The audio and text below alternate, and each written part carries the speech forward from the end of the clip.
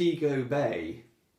Now this game has as you can see, has a massive box for what is a very light game, a real gateway, almost family style game with a massive box and massive production by Queen Games. And I think that is probably what sealed the fate of this game, because it ended up certainly in the UK, in bargain bins all around the country. I got this copy for £6, and it was in the bargain bookstore The Works in the UK for a while, and certainly it can be found very cheap, which is a great deal because the components and the production quality is outstanding.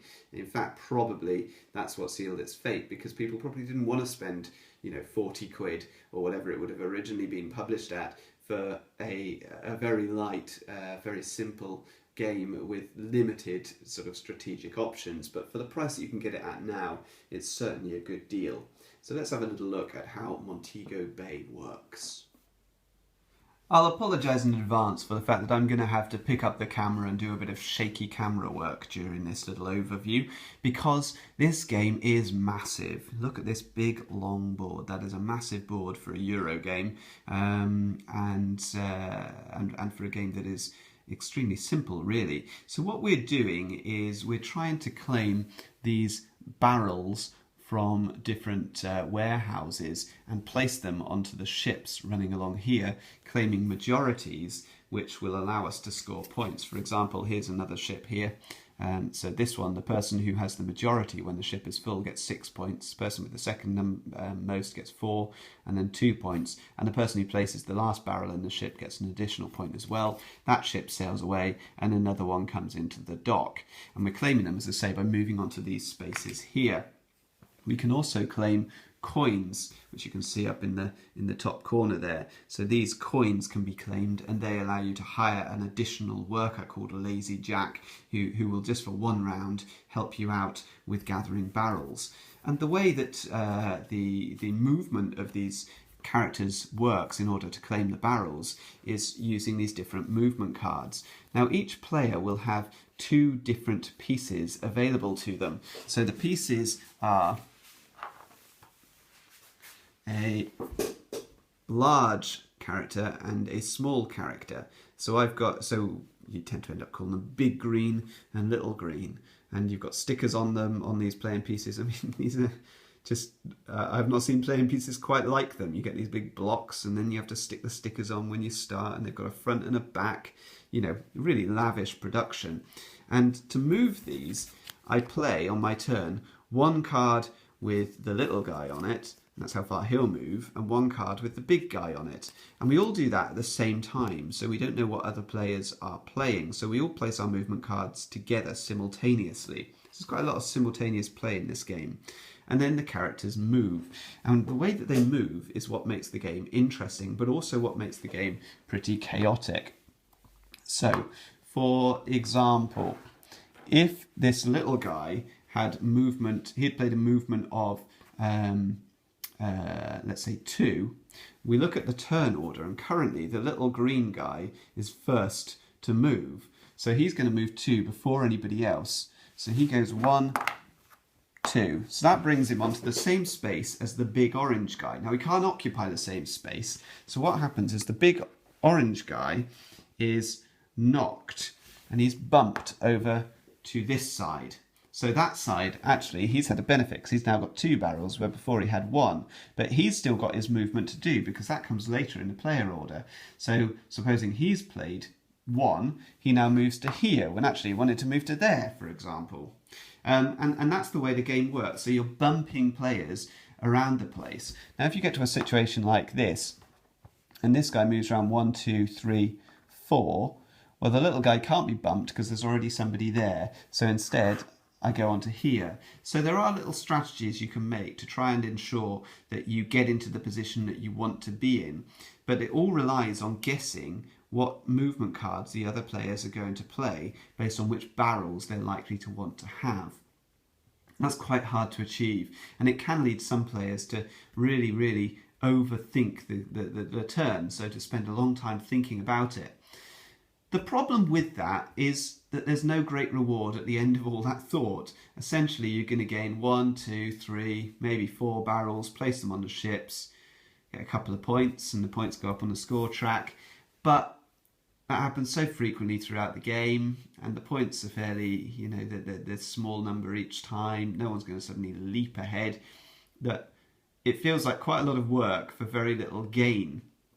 When you take these barrels, you take barrels of your colour from your supply, you add them to the ships, and then eventually, as I say, these ships will sail away once they're full, and you score the ship, and another one comes in, and the game ends once you've got through pretty much all the ships. And that's not a particularly long game, that's about 30, 45 minutes, something like that, depending on player count. You can play this with between 2 and 4 players. I think with 2 players it lacks something, so it's probably better with 3 or 4, but it is fairly chaotic at that count.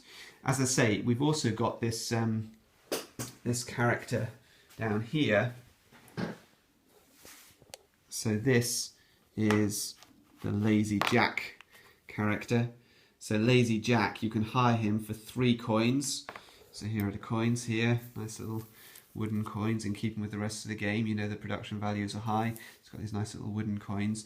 And Lazy Jack will move around on your turn, claiming the barrels for you in the same way as your normal workers. At the end of your turn, this guy, the tally man, he goes round spaces 1 by 1. So there's also an element of this guy gets to place 3 barrels first, and that might be the benefit which gets him to complete a ship and send that ship off before anybody else. So there's positional aspects there too. If you want to be first in the order of who gets to load the ships, you need to be down this end of the board as the tallyman goes around in this sort of clockwise direction. These tiles are modular. You know, it's a modular board, so it's different every time that you play. Kind of not hugely relevant, you know, I don't really see any reason why they couldn't be printed. It's not like the game feels different each time you play, it always feels very similar. These broken barrels, if you land on these spaces where the barrels are broken, you get to you have to take cubes off of your ships instead of adding them, so that's a negative thing. So you're trying to avoid landing on these spaces, although often there is a coin there just to give you a little bit of a leg up, because then you're going to be able to hire Lazy Jack more easily and he's going to be a benefit for you. So there is a kind of compensation for having to take that negative thing, usually by being bumped by another player. The other side of the board has a different layout for 3 players. So we've got a completely other side of the board. You know, again, makes very little difference to the gameplay. These ships are double-sided as well. So if we have a look at these, on the other side, they've got first player, you know, majority player, and then the person with the second most, third player doesn't get anything, as opposed to the 4-player game where you've got, you know, 3 scores for the first 3 players and the 4th player doesn't get anything. I mean, they have gone all out on this production. So, is it worth it? Well, the answer is yes, at the right price and for the right group. I don't know what they were originally selling this game for, but knowing Queen Games and their standard sort of pricing policy and the size of the box and the lavish production, I would imagine that this was quite a pricey game when it first came out, and I'm pretty sure that's why it's ended up in the bargain bins now. But as a bargain bin game, this is a pretty big bargain. There's a lot of value for money. I mean, even the box is stunningly, you know, look at that box insert, all this lovely illustration. I know Queen Games always do good boxes, but this one really is something quite special. So yeah, I got it for £6. A friend got it for £12. You know, these are good prices for a game that you could pull out once in a while. I don't play this often, but every now and then I pull it out just for a change in pace. It's quite a quick game to play. Doesn't require a huge amount of thought and doesn't actually reward a huge amount of thought, as I've already mentioned.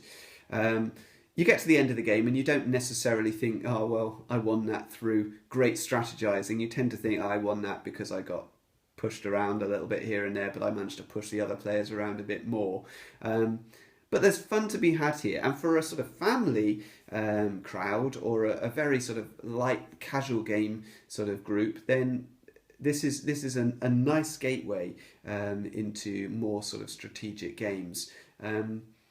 I think it's been overlooked because of the production, and actually, despite that that lavish sort of production, it doesn't look very exciting, does it?